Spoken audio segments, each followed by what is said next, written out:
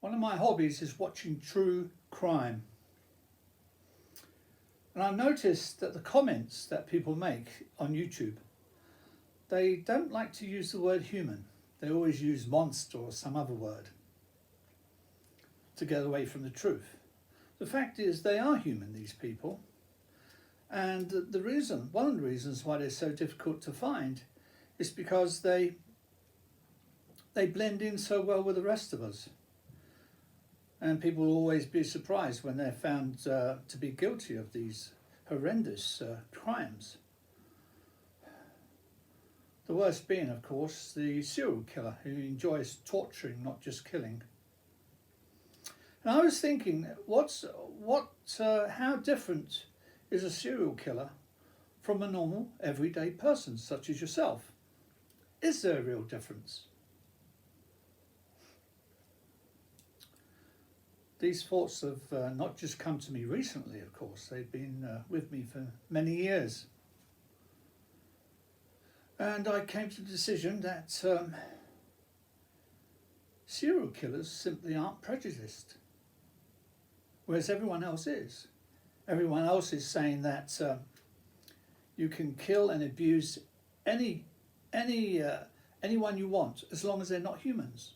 With humans, you've got to treat them special. After all, doesn't the Bible and other religious books say that we are special?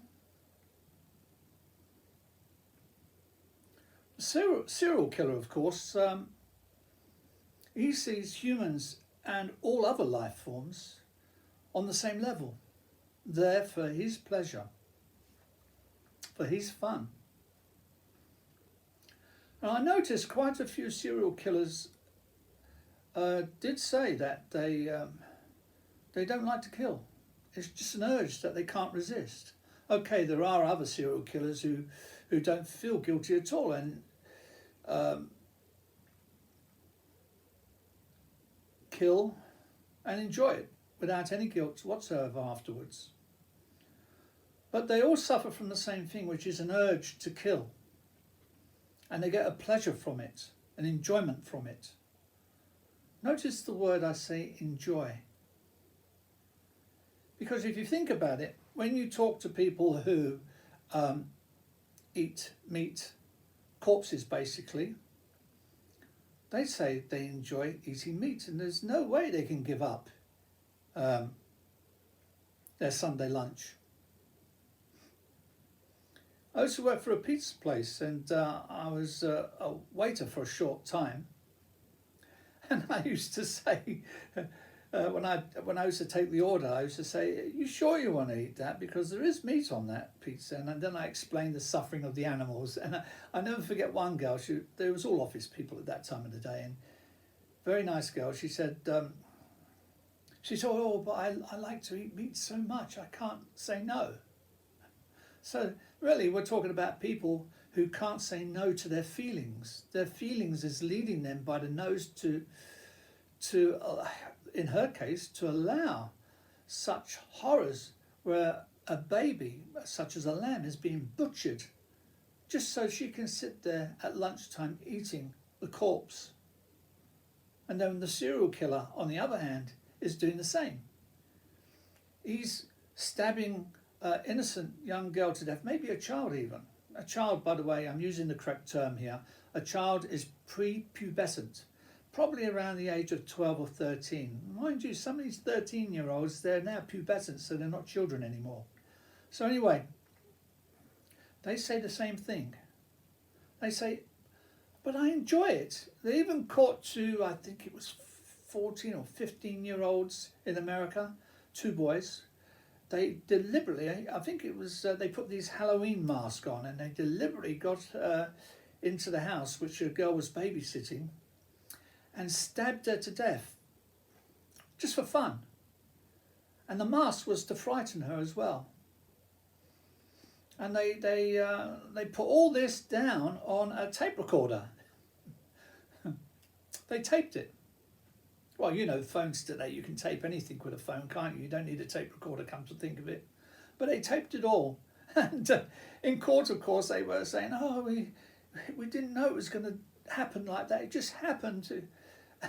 They always play it down, these killers, don't they? And then they brought out the tape recorder and everyone heard them laughing about it and saying that murder and torturing people should be made legal because it's so much fun. And just a reminder, if you like my videos, please give me a thumbs up and hit the subscribe button. Thank you. This is 14, 15, 16-year-olds saying this, 2 boys. So, I'm not surprised, by the way. I knew violent boys as a child, and they're probably still violent now as men. But think about it.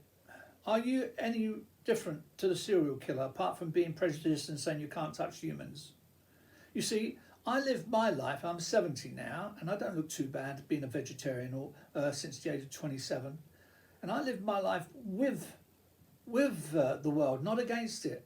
So I respect all life forms, and I don't go around killing anything, such as ants. There are ants in the pavements, between the paving stones outside, I noticed. And they've gone and put poison down there to stop ants between the paving stones, which isn't even in their garden. But would it really matter if they was in the garden or not? People are so evil, and yet, if you look around you, humans are everywhere, but no one complains about too many humans. But they will complain, there's too many ants. There's an ant's nest, let's kill it. There's a wasp nest, let's kill it. Someone's been eating my flowers or eating my